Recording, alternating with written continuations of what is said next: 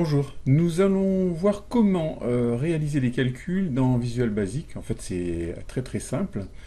Donc là, j'ai créé une petite macro qui va récupérer la valeur qui a été tapée dans la cellule verte par l'utilisateur. Cette cellule s'appelle M en 12 minutes, mètre en 12 minutes.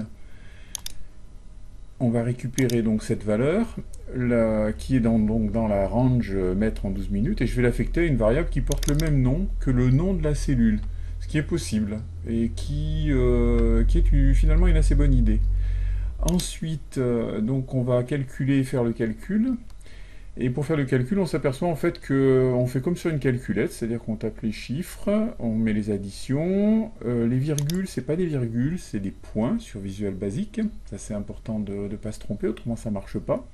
Pour multiplier, c'est la petite étoile.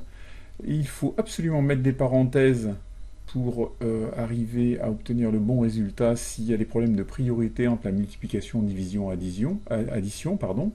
Donc on voit ici que ce qui va être calculé en premier, par exemple, c'est ça divisé par 12, parce que la multiplication ou la division a priorité sur l'addition et la soustraction. Et puis ensuite, le résultat de ça va être...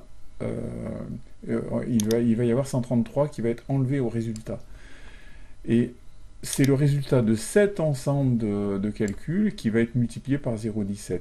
Donc cette multiplication-là aura priorité sur 33 plus 0,17 qui sera calculé. 33 plus 0,17, on aurait pu dire qu'il y a une ouverture de parenthèse, une fermeture de parenthèse ici. Donc il faut bien comprendre et connaître les priorités de la division et de la multiplication sur l'addition et la soustraction. Si on veut faire un calcul de puissance, on met un petit chapeau. Et donc on obtient ici par exemple le carré de 2. Si on veut faire une racine, on va utiliser SQR de 2. Alors tout à l'heure, on exécutera la macro et on verra que tout se passe très bien. Et sinon, vous avez aussi la possibilité d'aller dans la documentation de VBA Office, dans les références du langage, dans les fonctions et dans la vue d'ensemble des fonctions de VBA. Et on s'aperçoit qu'il y a des fonctions, alors notamment ce qui nous intéresse ici, c'est les fonctions mathématiques. On peut calculer le log, logarithme, exponentielle, cosinus, sinus, etc. avec des fonctions qui fonctionnent dans le code de Visual Basic. Donc je mettrai le lien vers ces références. Comme d'habitude, hein, je mets les bouts de code qui ont été réalisés et puis les références en lien dans la description de la vidéo. Je vous propose de lancer la macro en mode pas à pas pour voir comment ça se passe et comment les choses se calculent. Donc j'appuie sur F8 et on va voir ici les variables qui vont s'exprimer. Donc ici, cette ligne récupère la valeur de la plage nommée mètre en 12 minutes. C'est la plage ici qui est en bleu-vert. Donc pour avoir une valeur qui est de 2500. Donc ici, on est dans un type de variable qui est variante, donc grosse place de stockage pour stocker beaucoup d'informations. Et ce qui est stocké, c'est un nombre au format double.